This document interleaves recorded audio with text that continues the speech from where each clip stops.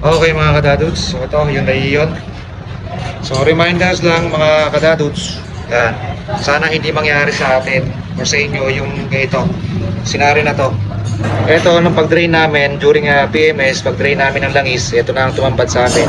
Konti lang. Dapat at least almost 3 liters ang makukuha. So yan lang ang nakuha. Tsaka napakalapot niya. Ayan o, napakalapot.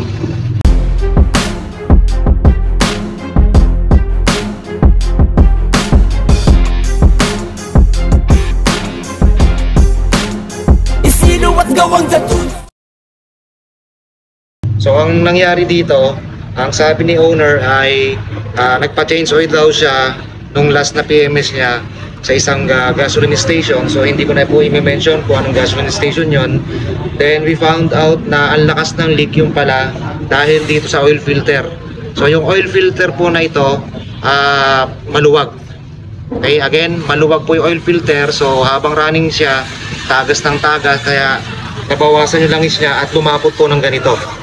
So sa mga ganitong senaryo mga kadadods, ang gagawin natin, magpa-flashing na tayo.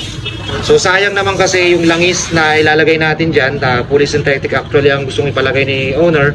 Sayang naman po kung yun ang kagad ang ikakabit natin or isasali natin, dahil hahalo lang po yung mga residue nito na nasa loob ng engine natin papunta doon sa bagong langis na ilalagay.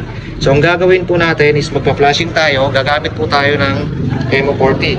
So bakit apat? So ginawa natin apat dahil ipa-flashing natin, isasalin muna natin tong 2 litro, tsaka 2 litrong MO40 at tsaka isang flashing oil. Then paandarin natin ng 5 minutes. So after 5 minutes, drain. Then pagka-drain natin, another 2 liters ulit, babanlawan uli natin. Then paandarin ng 5 minutes, then drain. So pagkatapos natin ma-drain ito, tsaka natin ngayon ilalagay itong fully synthetic. Ito, fully synthetic ang pinalalagay ng client namin. So 8,000 or 10 months ang ano niyan, ang duration ng langis na to. So yan, maghahanda kami ng 3 lalagyan. So mamaya makikita po ninyo yung difference. Ito yung first drain, ito yung second drain, at saka yung third drain.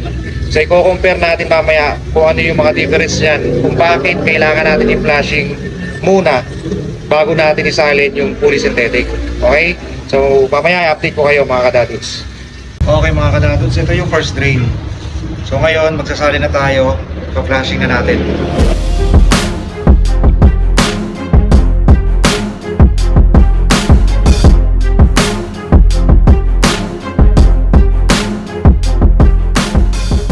Okay mga kadadods, second drain. Yan yung unang flashing.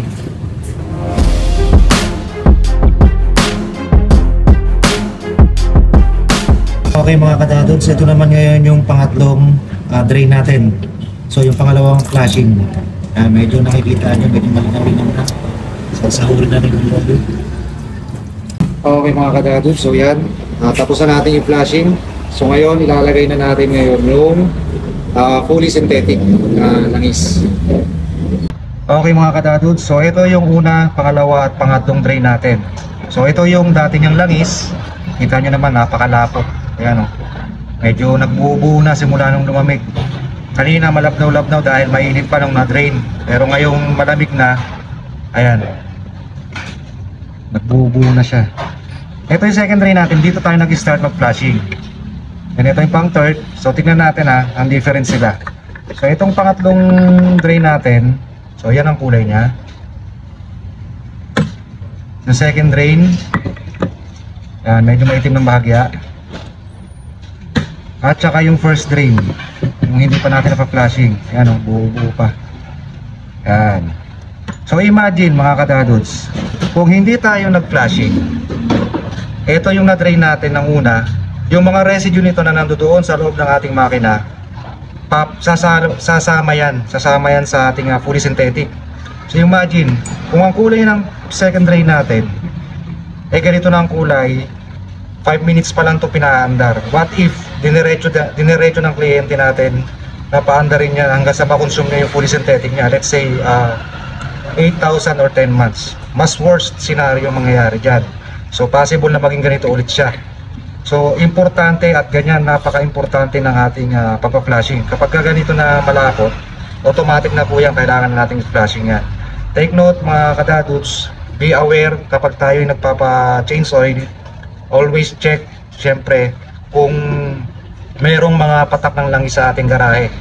Dahil pagka merong patak na langis, possible din yan na sana hindi matulad sa nangyari dito sa aming kliyente na maluwag ang oil filter. So yun lang mga kadadods, muli maraming salamat. Sino at gawang gatuno ang itumbara? Kilala kaya ang dami nagtiwala. Mekaniko namin ay di pambara-bara. Ito ang pasimula.